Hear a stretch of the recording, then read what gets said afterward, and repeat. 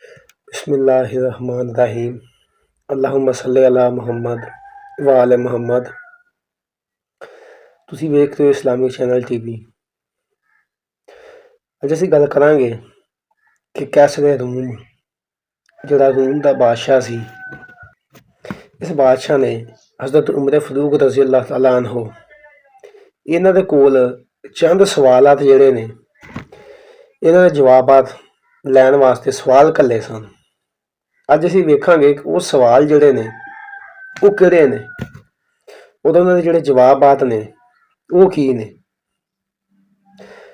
ਤਾਂ ਸਭ ਤੋਂ ਪਹਿਲੇ ਜਿਹੜੇ ਕੈਸਰੇ ਰੂਮ ਨੇ, ਜਿਹੜਾ ਰੂਮ ਦਾ ਉਸ ਵਕਤ ਬਾਦਸ਼ਾਹ ਸੀ, ਉਹਨੇ ਜਿਹੜੇ ਸਵਾਲ ਘੱਲੇ ਸਨ ਉਹ ਸਵਾਲ ਵੇਖ ਲੈਂਦੇ ਹਾਂ। ਪਹਿਲਾ ਸਵਾਲ ਕਿ ਉਹ ਕਿਹੜੀ ਚੀਜ਼ ਹੈ ਜਿਹਨੂੰ ਅੱਲਾਹ ਤਾਲਾ ਨੇ ਪੈਦਾ ਨਹੀਂ ਕੀਤਾ। ਦੂਸਰਾ ਸਵਾਲ, ਉਹ ਕਿਹੜੀ ਚੀਜ਼ ਹੈ ਜਿਹਦਾ ਖੁਦਾ ਦੇ ਨਾਲ ਕੋਈ ਤਲਕ ਨਹੀਂ। ਤੀਸਰਾ ਸਵਾਲ, ਉਹ ਕਿਹੜੀ ਚੀਜ਼ ਹੈ ਜਿਹੜੀ ਅੱਲਾਹ ਦੇ ਕੋਲ ਮੌਜੂਦ ਨਹੀਂ। ਚੌਥਾ ਸਵਾਲ ਕਿ ਉਹ ਕਿਹੜੀ ਚੀਜ਼ ਹੈ ਜਿਹਦੇ ਸਿਰਫ ਵਾਲ ਹੀ ਵਾਲ ਨੇ, ਬਾਕੀ ਹੋਰ ਕੋਈ ਚੀਜ਼ ਨਹੀਂ।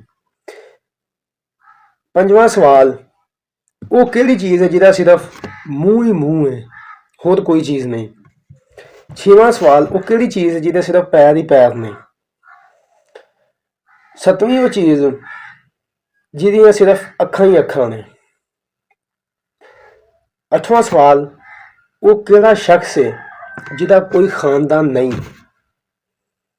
ਨੌਵਾਂ, ਉਹ ਕਿਹੜੀ ਚੀਜ਼ ਹੈ ਜਿਹੜੀ ਮਾਂ ਦੇ ਸ਼ਿਕਮ ਯਾਨੀ ਕਿ ਮਾਂ ਦੇ ਪੇਟ ਦੇ ਵਿੱਚ ਨਹੀਂ ਰਹੀ। 10ਵਾਂ ਸਵਾਲ, ਉਹ ਕਿਹੜੀ ਬੇਜਾਨ ਚੀਜ਼ ਹੈ ਤੇ ਬੇਜਾਨ ਹੈ ਲੇਕਿਨ ਉਹ ਸਾਹ ਲੈਂਦੀ ਹੈ, सांस लेती है। 11ਵਾਂ ਸਵਾਲ, ਨਾਕੂਸ ਨਕਾਰਾ, ਇਹਦੀ आवाज़ जड़ी है ਉਹਦਾ मानी की है। नाकूस की आवाज़ का मानी क्या है। 12वां सवाल, वो कौन सी चीज़ है, वो केड़ी शै है, वो केड़ी जगह है जिहदे उत्ते सूरज जड़ा है सिर्फ एक बारी चमकिया।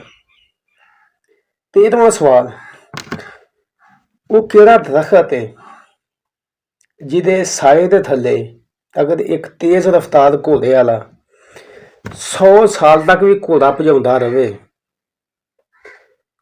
तो फिर भी ਉਹਦੇ साए थल्लों नहीं निकल सकता। ਉਹਦੀ दुनिया ਦੇ ਵਿੱਚ ਕੀ मिसाल है।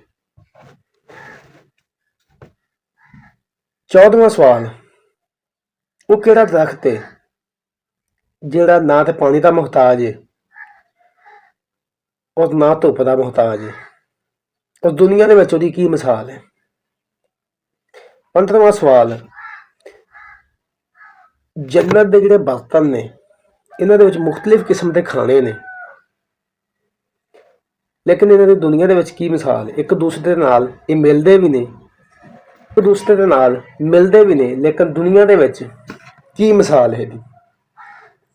16वां सवाल, जन्नत दी जिहड़ियां हूरां ने ये सेब दे विचों बरामद होईयां लेकिन सेब दे विच कोई कमी वाकिया नहीं हुई, ਇਹਦੀ दुनिया ਦੇ ਵਿੱਚ ਕੀ मिसाल है। 17वां